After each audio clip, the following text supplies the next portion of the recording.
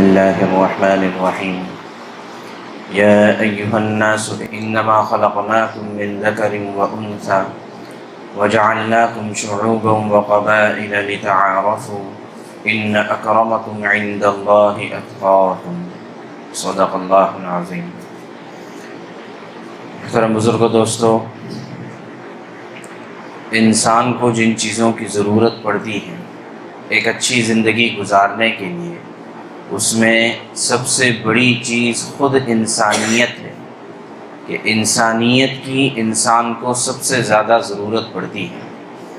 کہ اللہ تبارک و تعالیٰ نے انسان کو اشرف المخلوق بنایا ہے، تمام مخلوقات میں سب سے افضل بنایا، اور اللہ تعالیٰ نے انسان کو عزت بخشی ہے اور اکرام کے قابل بنایا ہے۔ وَلَقَدْ كَرَّمْنَا بَنِي آدم، کہ ہم نے آدم کی اولاد کو مکرم بنایا ہے۔ اس میں اللہ تبارک و تعالیٰ نے نہ ایمان کی قید لگائی ہے نہ کسی اور چیز کی قید لگائی ہے، بس انسان کا انسان ہونا کافی ہے اس کی عزت کے لیے اور اس کے احترام کے لیے۔ اور پھر اس آیت کریمہ میں تو اللہ تبارک و تعالیٰ نے بہت اہم بات ارشاد فرمائی کہ یا ایھا الناس، یہاں پر بھی لفظ یا ایھا الناس کا استعمال فرمایا، اے لوگو۔ یہاں پر بھی ایمان والے اور غیر ایمان والے کی کوئی قید نہیں کہ ہم نے تمہیں پیدا کیا ہے، کہ کسی کو مرد بنایا کسی کو عورت بنایا، تو یہ اللہ تبارک و تعالیٰ نے اپنی حکمت سے بنایا ہے۔ مرد کے مرد ہونے میں کوئی فضیلت نہیں ہے اور عورت کے عورت ہونے میں کوئی نقصان اور کوئی نحوست نہیں ہے، بلکہ یہ اللہ کی تقسیم ہے، اور اللہ تبارک و تعالیٰ نے اسی تقسیم کے ذریعے سے انسان کی نسل کو آگے بڑھایا ہے۔ اور پھر یہ بھی بات آگے ارشاد فرمائی کہ اللہ تبارک و تعالیٰ نے تمہارے درمیان الگ الگ ملک بنائے ہیں، الگ الگ نسلیں بنائی ہیں، اور اسی طرح الگ الگ قبائل اور خاندان بنائے ہیں۔ ہوتا یہ ہے کہ اگر آپ ساری دنیا کی تاریخ بھی اٹھا کر دیکھیں اور موجودہ حالات بھی اٹھا کر دیکھیں تو آپس میں انسانوں کی جو لڑائیاں ہیں، آپس میں انسانوں کی جو نفرتیں ہیں، اس کے پیچھے یہی بنیادیں ہیں، اور ہم نے کچھ چیزوں کو اپنے آس پاس گویا کہ ایک چھوٹا سا دائرہ بنا کر رکھا ہے کہ کبھی وہ دائرہ ہوتا ہے نسل کا، کبھی خاندان کا، کبھی ملک پرستی کا،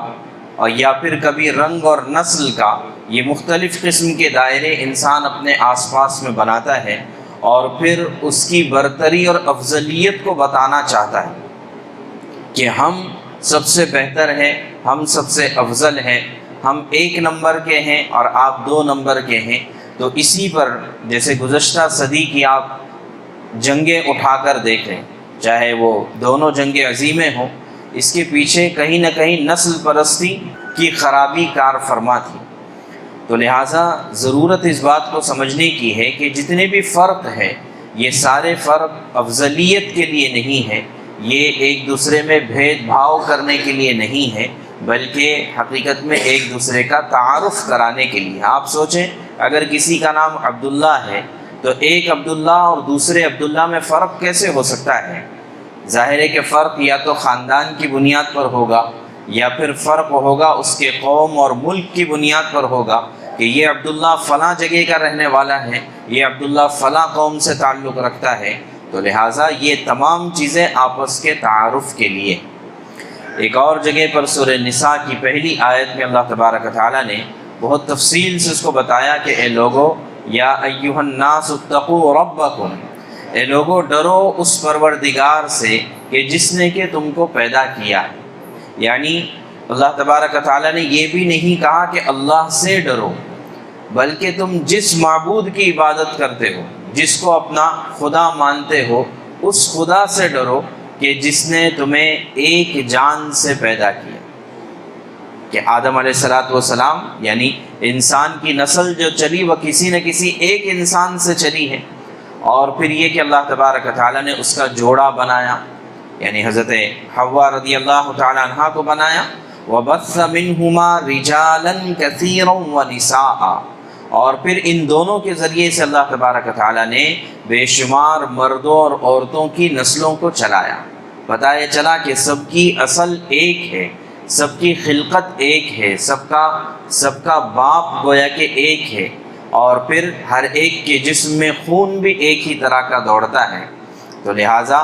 انسان اور انسان میں فرق کرنا، یہاں تک کہ ایمان والے اور غیر ایمان والے میں فرق کرنا، یہ بھی کوئی افضلیت کو نہیں بتاتا ہے۔ یقیناً ایمان والا ہونا ایک بہت بڑی فضیلت کی چیز ہے، لیکن اس کا مطلب یہ نہیں ہے کہ ایمان والے غیر ایمان والوں کو پر ظلم کریں گے، ان پر زیادتی کریں گے، یہ ہرگز مطلب نہیں ہے۔ بلکہ قرآن نے تو اصول دیا ہے لکم دینکم ولی دین، کہ ہم تمہیں دعوت تو ضرور دیں گے، صحیح بات کی طرف رہبری تو ضرور کریں گے، لیکن تم اپنے دین پر، ہم اپنے دین پر۔ ورنہ اللہ کے نبی صلی اللہ علیہ وسلم سے پہلے جتنے ادیان، جتنے مذاہب آئے ہیں اور ان کے درمیان جو جنگیں ہوئی ہیں، وہ اس بات پر ہوئی ہے کہ تمہارا کوئی دین ہے ہی نہیں۔ وقالت اليہود لیست النصارى علی شیء وقالت النصارى لیست اليہود علی شیء، کہ یہود کہتے تھے نصارہ کسی بھی طرح سے کوئی ان کا وجود ہی نہیں ہے، ان کا کوئی مذہب بنتا ہی نہیں ہے، اور یہی بات نصارہ کہتے تھے یہودیوں کے بارے میں کہ ان کا کوئی مذہب بنتا ہی نہیں ہے۔ اور اسلام کا اصول یہ ہے کہ تمام مذاہب کے وجود کو اسلام تسلیم کرتا ہے، کہ یہ یہودیت ہے، یہ نصرانیت ہے، یہ ہندوازم ہے، یہ بدھزم ہے، ان سب کو تسلیم کرتا ہے۔ یعنی اگر کوئی ایمان والا ہے تو اس کی اجازت نہیں دیتا کہ وہ محض ایمان والا ہونے کی وجہ سے کسی پر ظلم اور زیادتی کر سکے۔ تو اس بات کو سمجھنے کی ضرورت ہے، اس لیے کہ اس وقت کے جو حالات ہیں اور ملک کے مختلف کونوں سے جو حالات سامنے آ رہے ہیں، وہ اسی نسل پرستی کی بنیاد پر، تعصب کی بنیاد پر اور جھوٹی حب الوطنی کی بنیاد پر۔ حب الوطنی انسان کی فطرت میں داخل ہے، کسی کے دیش بھکتی پر سوال کرنا حقیقت میں فطرت کے خلاف سوال کرنا ہے۔ اس لیے کہ آدمی جہاں پر پیدا ہوتا ہے، پلتا ہے، بڑھتا ہے، وہاں کی محبت تو خود اس کی فطرت میں داخل ہو جاتی ہے، اس کو اندر سے پیدا کرانے کی ضرورت نہیں پڑتی ہے۔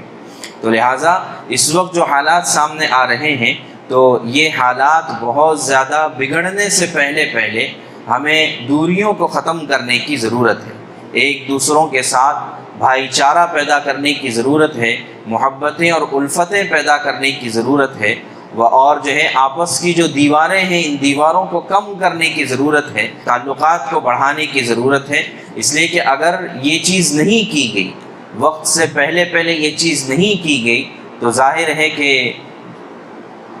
انسانیت کا نقصان ہے، کہ اس میں انسانیت کا نقصان ہے، اور ملک کی اور علاقے کی امن اور آشتی کو ختم کرنے کا یہ ذریعہ بنے گا۔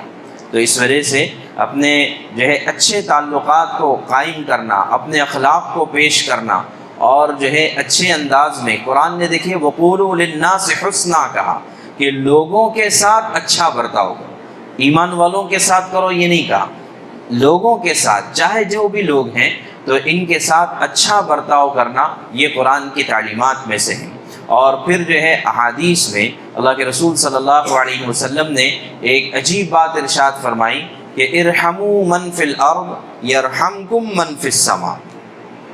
کہ تم زمین والوں پر رحم کرو تو آسمان والا تم پر رحم کرے گا۔ اب زمین والے چاہے جو کوئی بھی ہو، انسان ہو، جانور ہو، ان کے کسی پر بھی تم رحم کرو تو آسمان والا تم پر رحم کرے گا۔ اور اس حدیث کے بارے میں ایک عجیب بات یہ ہے کہ ہر استاد، آج بھی یہ سلسلہ قائم ہے کہ ہر استاد جب اپنے شاگردوں کے سامنے سب سے پہلا درس دیتا ہے تو سب سے پہلا درس جو دیتا ہے وہ اسی حدیث کو سب سے پہلے کوٹ کرتا ہے، اور اس حدیث کو حدیث مسلسل کہا جاتا ہے۔ یعنی آج کے سبق پڑھانے والے سے لے کر اس حدیث کی جو سند اوپر تک جاتی ہے، امام سفیان ثوری رحمۃ اللہ علیہ تک جاتی ہے، ہر استاد نے سب سے پہلا درس جو دیا وہ اسی حدیث کا دیا کہ ارحموا من فی الارض یرحمکم من فی السماء، کہ تم زمین والوں پر رحم کرو، آسمان والا تم پر رحم کرے گا۔ محبتوں کو اور بھائی چارے کو فروغ دینے کی ضرورت ہے، آگے بڑھانے کی ضرورت ہے، ورنہ یہ دنیا جہنم بن جائے گی، یہ دنیا رہنے کے قابل نہیں بنے گی۔ تو لہٰذا نفرتوں کو ختم کرنا ہے۔ دیکھیے مذہبی بنیادوں پر بھی ہمارے یہاں کوئی نفرت کی گنجائش نہیں ہے، اس لیے کہ ہر ایک کے انسانیت کا احترام ہے۔ اللہ کے رسول صلی اللہ علیہ وسلم نے حجۃ الوداع میں جو پیغام دیا تھا اس کا سب سے بڑا خلاصہ یہی تو تھا کہ حقوق انسانی کا سب سے پہلا منشور جو اللہ کے رسول صلی اللہ علیہ وسلم نے حجۃ الوداع سے جس کا اعلان کیا تھا وہ یہی تو تھا کہ کسی عربی کو کسی عجمی پر کوئی فضیلت نہیں، کسی کالے کو کسی گورے پر کوئی فضیلت نہیں ہے الا بالتقوی، سوائے تقوی کے۔ اور تقوی ہر ایک کا آدمی کا اپنا انفرادی ہوتا ہے، پرسنل ہوتا ہے۔ چنانچہ اللہ کے رسول صلی اللہ علیہ وسلم نے فرمایا التقوی ہاں ہونا، اشارہ کر کے فرمایا کہ ہر ایک کا اپنا تقوی اور ایمان اس کے اپنے دل میں ہوتا ہے، ہم کسی کے بارے میں کوئی فیصلہ نہیں کر سکتے ہیں۔ تو لہٰذا